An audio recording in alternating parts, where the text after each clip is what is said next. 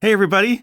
So today I just wanted to share a few of my unscripted off the cuff thoughts about something, and that is Disney's 1979 movie, The Black Hole. Why do I want to talk about this? I guess you'll find out as we go on. But first off, for those of you who don't know, what is this movie? Some of you might have some passing familiarity with it. Some of you, depending on your age, may have seen it. If you're like me, you've seen it many, many times, which is a little strange. We'll get into that. But if you haven't seen it, here's what it is. Disney in 1979 released this science fiction movie on the tails of Star Wars, obviously. I'll just tell you what it's about first, what happens in it. So it's about this spaceship. It had been heading out from Earth on some journey for almost like 2 years or something like that. And on its way back, it encounters this big, huge ship called the Cygnus. So this other ship is just a small, more NASA-style ship with a crew of like maybe a half dozen people or something like that. I'm not being really good with details. I haven't seen this in a little while. But they encountered just this huge, massive ship like they used to make back in the day. So it had come from Earth before, been lost out in space forever, and now they're finally seeing it. It looks dead in the water. But as they approach it, the lights come on and they realize somebody's inside it or something's going on with this thing. It's not just a dead old Hulk. So because they've been disabled, they enter into the ship and they find that the ship's captain, sorry, I'm not remembering his name, but the ship's captain is still there. He's basically your typical mad scientist character. He's had this ship parked outside a black hole for however many years studying it. And so he says it's just him and the ship all by himself, apparently. And he says that when they were disabled outside the black hole, he wanted to stay and study it along with one of the new ship's crew members. And that guy had died, but the rest of the crew, he told them to just go home to Earth. And apparently we'd presume that they had just been lost on their way back because nobody had seen them since then. But in place of that crew, now he has this whole crew of robots. So he has some soldier robots, he has some science robots who sit at stations manning the ship and conducting experiments and things like that. And so there's a combination of like fascination, but something not feeling quite right about this whole situation. So long story short, some of them are suspicious, some of them almost idolize this guy in his study of the black hole.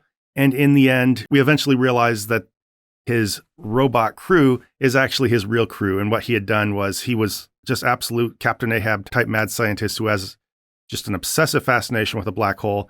And he lobotomized his crew to keep them there studying the phenomenon and everything. And he wants to eventually fly his ship through the black hole, which his studies, I guess, indicated you could do. So they suddenly freak out, of course. He tries to lobotomize one of their crew members and turn her into a member of the crew. They rescue her. Long story short, they try to escape and everything.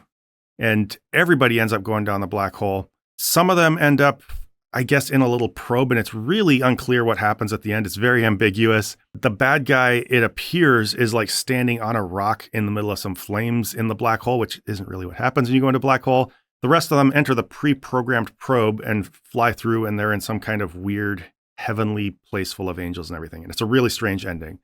I've read the book too. The book explains it a little bit more, something about their atoms being scattered out the universe and they have some kind of expanded consciousness. That's a little weird too, but it makes some kind of sense of it versus just this weird imagery they end the movie with. So anyway, that's the movie. So what is this in the history of film and stuff like that, just in the larger context? I think this has a kind of unique, strange place in film history. First off, it is very obviously not necessarily a Star Wars knockoff, but it is riding the tails of Star Wars. The timing says it all, right? 2 years after Star Wars came out, Disney suddenly releases this science fiction attempted blockbuster. And we'd seen a lot of these things.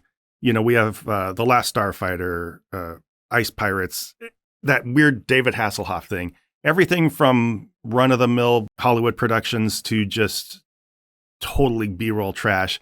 They were pumping out all the science fiction they could back in that time, trying to cash in on the Star Wars craze. So the black hole was not totally unlike that.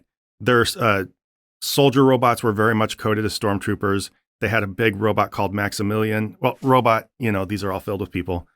But they had Maximilian, who was a Darth Vader type character. They had two robots. There were two actual robots. They were like these floating pods. One of them was a member of the secondary crew. The other was a beat up robot from the original ship. They kind of made friends and everything like that. They were very much stand-ins for R2-D2 and C-3PO. Even though, to be fair, R2-D2 and C-3PO were knockoffs of other kinds of robots, either from Metropolis way back in the day, or I think there were robots like in movies like Silent Running and everything that R2-D2 was kind of built after. But that all said, this is definitely cashing in on Star Wars. However, it stood out in some interesting ways. It wasn't just like one of those. For one thing, They went all in on this. This was to be a big prestige film. They had a lot of big name actors, Ernest Borgnine, Anthony Perkins, Robert Forster, I believe. And the subject matter was also a bit more serious, but it was this weird combination of prestige, serious filmmaking and just kind of corny goofiness that I don't really think landed with a lot of people. And even though a lot of the components were there, it just didn't really gel, I guess. It was kind of meant to shoot for the moon. I just think it was interesting in that even though it was cashing in on Star Wars, it was making an effort to be something big and they were putting a lot into this. So I don't want to get into film criticism, regardless of how the pieces did or didn't come together. It's interesting that they tried that hard and they did more than just, rush a quick knockoff out the door. It was like Star Wars in a lot of those ways, but it was also very dark, obviously, from what I described to you. We have a lot of lobotomized crew members. The tone of this is really dark. When they land on the big ship, the Cygnus, and find all these mysteries, it's just kind of creepy. And a lot of the characters are a lot more intense than what you'd see in Star Wars.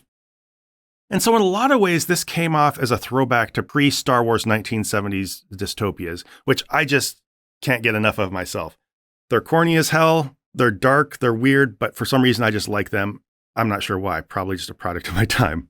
But the thing is, for me personally, I grew up with this movie almost as much as I grew up with Star Wars, maybe even more for a while.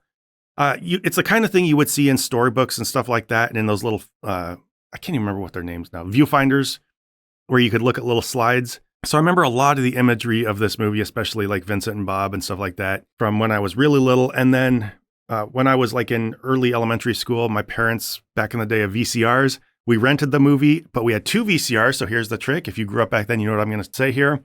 You play the video on one movie and then you set up your other on one VCR and you set up the movie to record on your other VCR. And then you end up renting the movie once and getting a recording of it. Not entirely legal, but I think everybody did it back then. So what the end result was, I ended up watching this movie a lot. I would watch this movie and Tron. I've always associated those together. I think they're both Disney science fiction productions, but we recorded both of those and we'd watch them over and over again.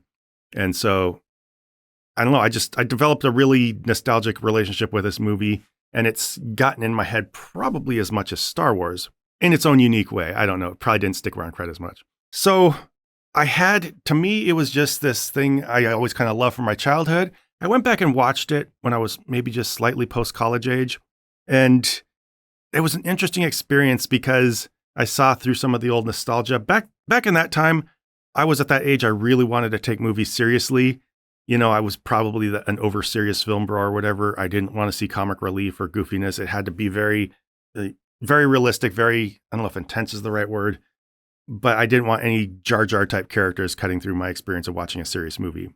And so I liked it sometimes. I wanted to see the best in it. There were these times where the two robots would either be a little silly or there'd be a triumphant swell of music in the middle of an intense scene where they go around saving people and it just looks really goofy because they're just these little pods flying around. I don't know. Didn't totally care for all that.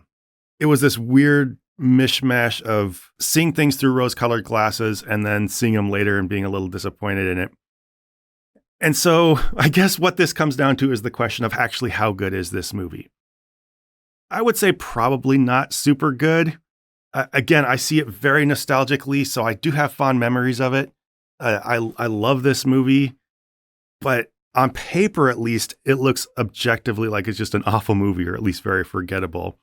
You could tell what they were trying to do. They were really swinging for the fences with this one, but it just didn't come together. For all the crew they had on this, for all the expense they put into it, I think tonally it was just off. It tried to be too many different things. I've heard someone say before, it tried to be a family movie, but also just be a really dark, horrific, almost dystopian prestige movie.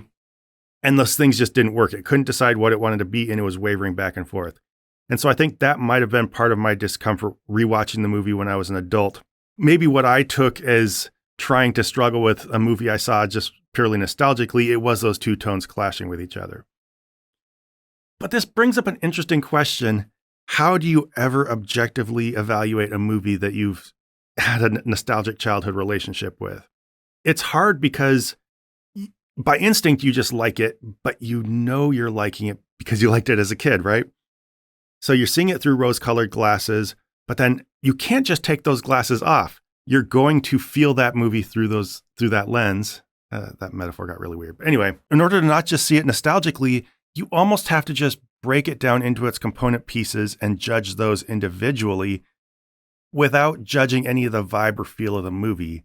And so it's really hard to do that. So I can look at the black hole and see, yeah, this and the tone doesn't work. These green screen effects are bad. The movie kind of bounces around all over the place. It does just seem kind of chintzy and forgettable. So maybe it's just purely garbage, but there might be something better to it than that. It might be a little more than the sum of its parts. It might be like, a second or third tier watchable, decent science fiction movie with some good parts in it, as long as you can just, put up with the trash. But it's hard for me to know that because I can't tell whether I'm giving in a nostalgia if I like its vibe or just being too critical, breaking down its pieces. So I don't know. It's just really hard to know what to think of this movie for me anyway. Maybe if some of you have never seen it or heard of it or whatever, if you want to just go watch it and give me your thoughts, come back and comment on this movie when you're done, that would be a little bit interesting to hear. I don't know. I just find this interesting.